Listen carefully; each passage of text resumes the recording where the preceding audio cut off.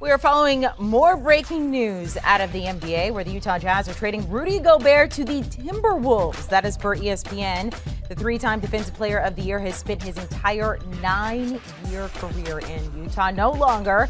In exchange for Rudy Gobert, the Jazz will receive multiple first-round picks along with a haul of players.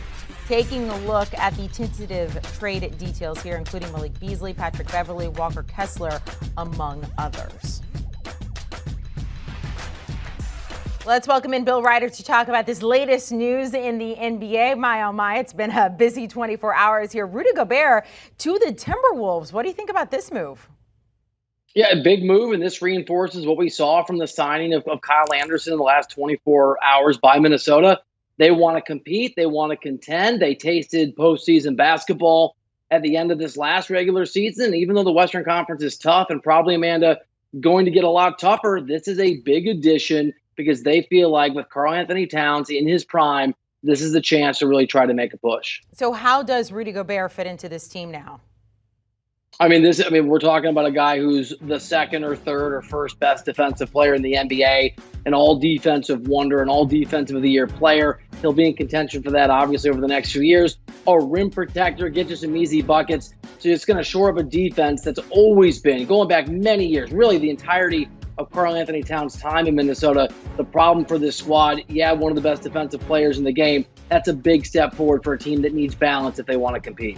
The move in the NBA moving too fast for my hands as I'm trying to pull up the odds for the Timberwolves here in the West. Right now, and I'm sure this is going to shift, they are 30-1 odds to go ahead and win the West. What do you think this is going to do for their chances next season? Yeah, the West is tough. It really is, but we've seen some long shots come through before. If you've got 30-1 odds, almost certainly because you live in Minneapolis or you're a Timberwolves fan, that would basically be the only reason someone put money down before this trade.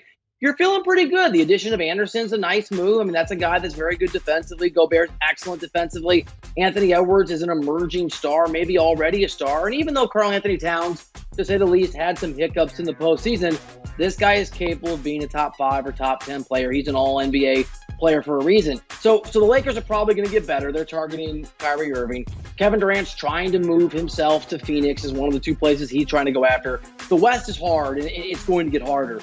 But if you've got a roster that has Karl-Anthony Towns and Anthony Edwards and Rudy Gobert's out there, this is a squad, I think, Amanda, that they're not going to be the contenders. They're not going to be the front runners. They're not going to be the favorites. But that's a difficult basketball team that if they gel, if they come together, they can be tough every night. So let's talk about what this means for the Jazz. I was trying to see if Donovan Mitchell had tweeted out anything yet. Nothing so far from him here, but they're getting multiple first-round picks now. They're getting a haul of players in return. What does this mean for Rudy Gobert's old team now? Yeah, I think it brings into focus a little bit. We're still waiting on some of the details in terms of Danny Ainge's plan, who runs basketball operations now in Utah. But it's the rebuild that we expected. And whether that's a rebuild on the fly while you're still trying to compete, or rebuild in real time with Donovan Mitchell, or they're going to move on from Donovan Mitchell, which I doubt is the case. Well, we'll have to find out. But the real haul in this trade are the first-round picks and the assets and some of those guys, some of the folks you showed that maybe they'll keep and maybe they'll move on. This tells us what we thought we knew. Utah is in a rebuilding mode. Danny Ainge is going to build this team in his likeness, the way that he wants, with his vision. I can't imagine them move on from Donovan Mitchell. You're talking about, again, an all-NBA class player, a world-class player in a market where it's hard to attract talent. But the Rudy Gobert, Donovan Mitchell partnership, uneasy partnership, talented on the floor, problematic off of it, we thought it would be over, and obviously we know now that it's a new direction in Utah. When it comes to a rebuild for this particular Utah Jazz team, and of course also getting a new head coach in Will Hardy, we talked about that earlier this week. Sometimes rebuilds we're looking at a year, maybe 2. Sometimes it's a little bit longer than that. Where do you put this rebuild for the Jazz now?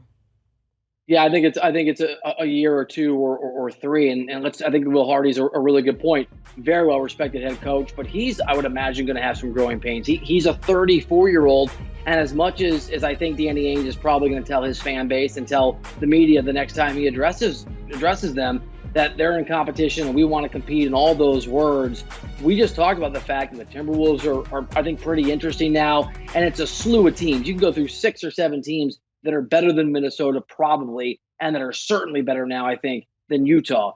So the Jazz may be interesting. They may be fine. They may aspire to be okay as they rebuild.